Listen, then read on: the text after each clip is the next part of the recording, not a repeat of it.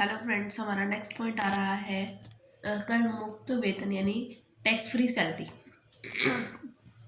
तो देखते हैं कि जब एक एम्प्लॉय, ठीक है, एम्प्लॉय को जब सैलरी मिलती है तो उस पर एम्प्लॉयर पहले से टैक्स काट के उसको सैलरी देता है। ठीक है, तो जब भी हम अपने कागजों में दिखाएंगे सैलरी को, तो हम ग्रॉस सैलरी दिखाएंगे। जैसे कि मेरे को 10,000 रुपये सैलरी मिलती है, ठीक है, 10,000 मिलती है, काट पिट के मुझे टैक्स काट के 9,500 मिलते हैं, ठीक है। पर जब भी मैं उसको दिखाऊंगी सैलरी को, तो ग्रॉस सैलरी दिखाऊंगी, मैं अपनी पूरी 10,000 सैलरी दिखाऊंगी। ये एक रूल होता है। वेतन को स्वेच्छा से त्यागना, यानी कि मेरे को 10,000 रुपये सैलरी मिली और मैंने बिल ही मेरे हाथ में आ गई, ठीक है, और फिर उसके बाद मैंने उसको डोनेट कर दिया, कुछ कुछ पार्ट डोनेट कर दिया उसका, ठीक है, तो उस पर मुझे टैक्स, उस पर मुझे छूट नहीं मिलेगी, ठीक है। ये पॉइंट हमें यही कहता है। 11th पॉइंट है अनुबंध के अंतर्गत वेतन ना लेना या कम लेना। कि मान लीजिए मैं टीचिंग करती हूँ और टीचिंग कर वैसे तो अगर मैं वैसे तो मैं 10,000 रुपये लेती हूँ, लेकिन मैं सेवा की भावना से इसको 5,000 रुपये लेती हूँ या कुछ भी नहीं लेती, ठीक है। देन तब मुझे, अगर मैं कुछ भी नहीं ले रही, ठीक है, अगर मैं कुछ भी नहीं ले रही तो फिर टैक्स किस चीज़ का? जब सैलरी ड्यू ही नहीं हो रही तो टैक्स किस चीज़ का दूंगी, ठीक है। अगर मैं कम ले रही हूँ तो उस पर मुझे तो जो मैंने सैलरी ली ही नहीं तो उस पर मैं वेतन, उस पर तो मतलब मेरा टैक्स ड्यू ही नहीं होगा। 5,000 जो मैंने अपने छोड़ दिए, 5,000 रुपये जो मेरे को मिले उस पर तो मैं टैक्स दूंगी ही दूंगी, ठीक है। लेकिन जो मैंने 5,000 रुपये नहीं लिए उस पर क्या होगा? उस पर मेरे को टैक्स नहीं देना पड़ेगा, है ना।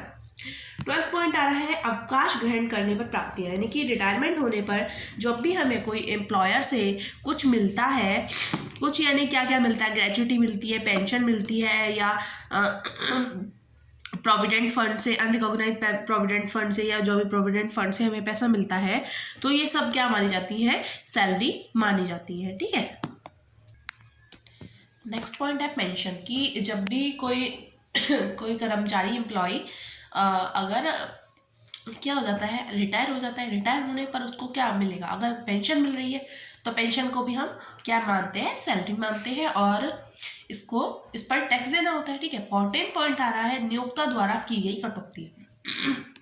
अब मान लीजिए मैं एम्प्लॉयर हूँ, मैंने एक एम्प्लॉय लगा रखा है ए, जिसने मैंने उसको आने जाने के लिए क्या दे रखी है? गाड़ी की फैसिलिटी दे रखी है, जिसका मैं 2,000 पर मंथ पैसा काटती हूँ, ठीक है।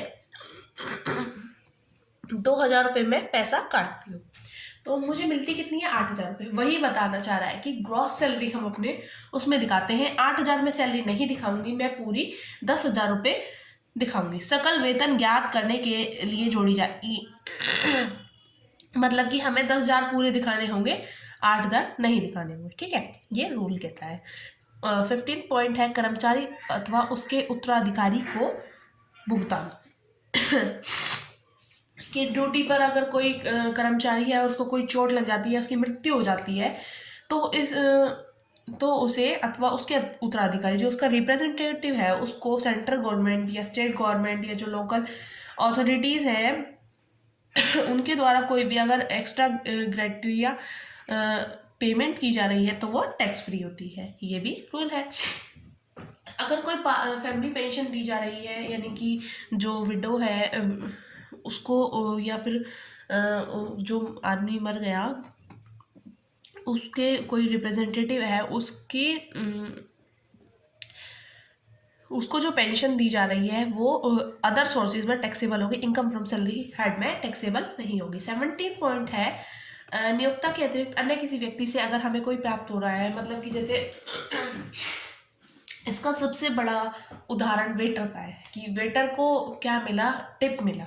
मैं रेस्टोरेंट गई और वेटर को मैंने 10 रुपये या जिसकी जितनी इच्छा हो उतनी मैंने टिप दी, मैंने 100 रुपये टिप दी उसको, ठीक है। तो वो वेटर की इनकम नहीं, इनकम फ्रॉम सैलरी हेड में नहीं जाएगी वो, अदर सोर्सेज में चाहिए, क्योंकि उसको उसके एम्प्लॉयर से नहीं मिली ना।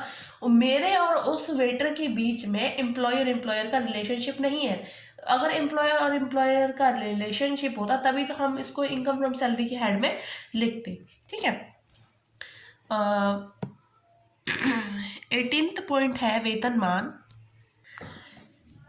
मतलब कि इसको सैलरी ग्रेड कहते हैं कि जैसे मतलब कि उस जैसे एक एम्प्लॉयर है, मैंने एक एम्प्लॉयर रखा और 8,000 में, ठीक है। अगले साल उसकी मैंने क्या बढ़ा दी, 200 में बढ़ा दी, फिर उससे अगले साल 300 बढ़ा दी, तो उसका जो रेट होगा वो उसको बोलेंगे, उसको वेतनमान बोलेंगे। जैसे कि यहाँ पे दे रखा है, पहले 2200 में नियुक्ति हुई, फिर 100 रुपये बढ़ा दिए, फिर क्या हो गया, अगले साल 3,000 रुपये हो गई सैलरी, फिर 200 रुपये बढ़ा दी, ऐसे करके इसको हम वेतनमान बोलते हैं। ठीक है।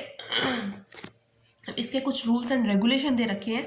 वेतन सैलरी से रिलेटेड उसकी जो तिथि है, डेट से रिलेटेड कुछ रूल्स एंड रेगुलेशन दे रखे हैं, वो 1 बाय 1 पढ़ते हैं। तो इसको 2 कैटेगरी में बांटा गया है, एक तो गवर्नमेंट और पार्शली जो गवर्नमेंट है, और बैंकों में या फिर नॉन गवर्नमेंट जो एम्प्लॉयज़ हैं उनकी दशा में। ठीक है। 2 केस दे रखे हैं, गवर्नमेंट या पार्शली गवर्नमेंट है। तो उसमें हमें क्या करना है, इसमें डेट्स का चक्कर है कि कब हमें डेट सैलरी की डेट ड्यू कब माननी। गवर्नमेंट और पार्शली गवर्नमेंट के केस में हमें क्या करना है, जिस माह का वेतन हो वह अगले महीने की पहली तारीख को ड्यू माना जाएगा। दे को ड्यू बोलते हैं। ठीक है। मान लीजिए मैंने 1 अप्रैल से लेकर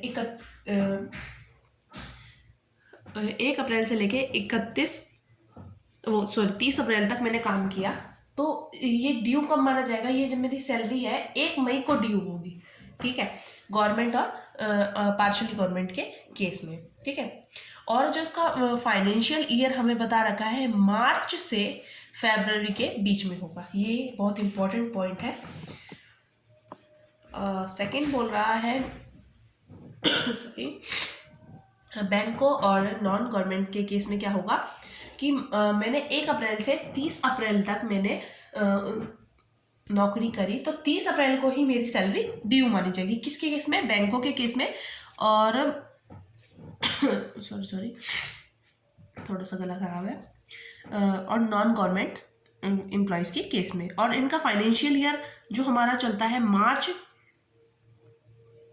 अप्रैल से मार्च तक का, जो हम नॉर्मली पढ़ते आए हैं। बट सरकारी और पार्शली अर्ध सरकारी के केस में क्या होगा, उसी महीने की अगले महीने की पहली तारीख को हम उसको ड्यू मानेंगे। ठीक है। ये आगे सैलरी की डेफिनेशंस दे रखी है कि सैलरी में क्या क्या इंक्लूड होता है। तो ये वीडियो थोड़ी ज़्यादा लंबी हो जाएगी, नेक्स्ट लेक्चर में करेंगे। अगर वीडियो पसंद आई हो तो please like, comment, share and subscribe ज़रूर कीजिएगा। Thank you so much.